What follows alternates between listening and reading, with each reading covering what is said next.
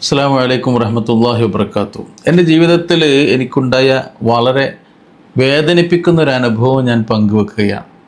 ഒരു സ്ഥലത്ത് ഒരു പ്രോഗ്രാമിന് പോയപ്പോൾ നൂറുകണക്കിന് ആളുകൾ മുമ്പിൽ ഇരിക്കുന്നുണ്ട്. ദുആ ചെയ്യാൻ പോവുകയാണ്. അപ്പോൾ സംഘാടകർ ലിസ്റ്റ് തന്നു, കുറേ ലിസ്റ്റുകൾ തന്നു.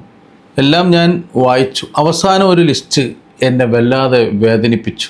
ആ ലിസ്റ്റിലുണ്ടായിരുന്നത് ഒരു ഉമ്മയുടെ എഴുത്താണ്. ഉസ്താദെ, എൻ്റെ 2 മക്കളും മരിച്ചു പോകാൻ വേണ്ടി അങ്ങ് ദുആ ചെയ്യണം എന്ന് ഒരു എഴുത്ത്. ഈ എഴുത്ത് കണ്ടപ്പോൾ ഞാനത് അവിടെ വായിച്ചില്ല. എൻ്റെ മനസ്സ് അനുവദിച്ചില്ല അത് വായിക്കാൻ വേണ്ടി. പ്രോഗ്രാം കഴിഞ്ഞതിന് ശേഷം ഞാൻ സംഘാടകരോട് ചോദിച്ചറിഞ്ഞ് ഇത് ആരാണ് എന്താണെന്ന് അന്വേഷിച്ചപ്പോഴാണ് വിഷയം അറിഞ്ഞത്. ആ ഉമ്മയുടെ 2 മക്കളും ലഹരിക്കടിമപ്പെട്ട് കള്ള് കുടിച്ച് ലഹരി ഉപയോഗിച്ച് ആ ഉമ്മയെയും ഉമ്മയുടെ ഒരു മകൾ അഥവാ ഇവരുടെ ഒരു സഹോദരി, ഇവരെ 2 പേരെയും വളരെയധികം അടിക്കുകയും വളരെ വേദനിപ്പിക്കുകയും ഇത് ഓരോ ദിവസവും തുടരുകയാണ്.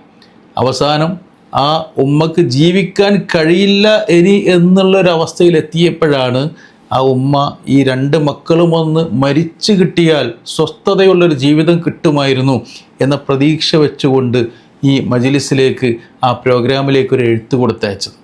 പ്രിയപ്പെട്ട സഹോദരന്മാരെ, ഇതൊക്കെ ജീവിതത്തിൽ ഇന്ന് നടന്നുകൊണ്ടിരിക്കുന്ന ധാരാളം കുടുംബങ്ങളിൽ ധാരാളം ഉമ്മമാരിങ്ങനെ പ്രാർത്ഥിക്കുന്നുണ്ട്. പക്ഷെ അവർ പുറത്ത് പറയുന്നില്ല. അവരുടെ ഹൃദയത്തിൽ ചിന്തിക്കുകയാണ്. സ്വന്തം മക്കളായതുകൊണ്ട് അവരിങ്ങനെ എഴുതി കൊടുത്തയക്കുന്നില്ല എന്ന് മാത്രം.